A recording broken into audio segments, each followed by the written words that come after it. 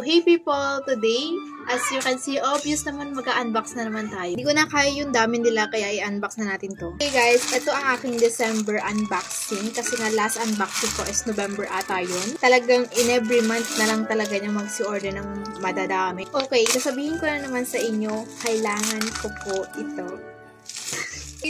Lagi na lang kailangan. So, first na unbox natin itong coconut oil ng aking mga doggy. Kailangan na naman dyan. Ang dami-dami mong parcel.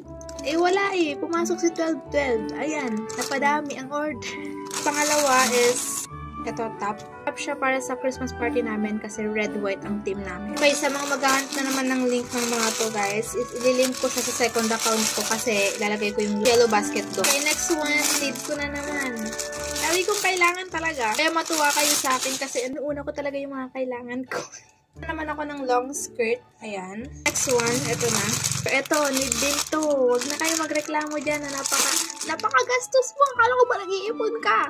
Kailangan. Huwag na kayo magalit. Ay, talagang pumasok talaga si 12-12 kaya na-order ko lahat ng gusto ko. Ba't ba ako nakasalamin? Ang pangit! Ito guys is damit to ng aso ko sa Christmas.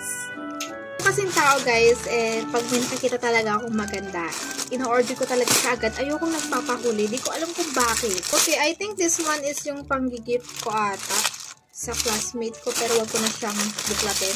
Okay, next one. Alam nyo guys, ang saya-saya talaga mag-unbox. Hindi ko ito showcase ko sa second account ko guys. Hintayin nyo yung video ko dito, about dito. Ko alam kung asan na ako banda, pang ilan na to. Ito guys, para naman to sa isang aso ko.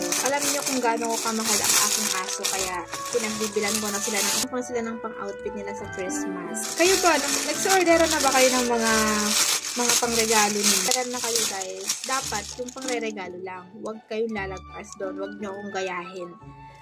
At lang pera ko na lang talaga dito ko na lang binubuwas. Parang ito na talaga yung happiness ko. Mag-unbox. And I think is deserve ko to.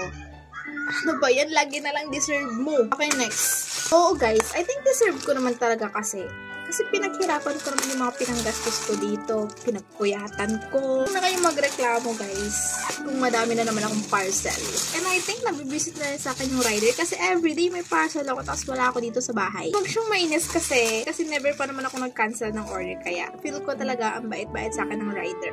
Ito guys is paper bag siya. Paglagyan siya ng regalo sa Christmas party. And rahan ko na rin ng isa kasi baka may paglagyan pa ako, diba? Okay guys, last itong pinakamalaki. Ko guys, kulang pa to. As in. Yes guys, I think kulang pa talaga siya. B.O. Dito na lang talaga nabuhos lahat ng pera ko. Diaper. Para na naman sa aso ko. Diba sobrang obvious naman na mahal ko sila. Sabi ko nga, kulang to. And meron pa akong mga in-order na hindi pa dumadating. Kaya may part 2 to. So yun lang guys. Bye bye!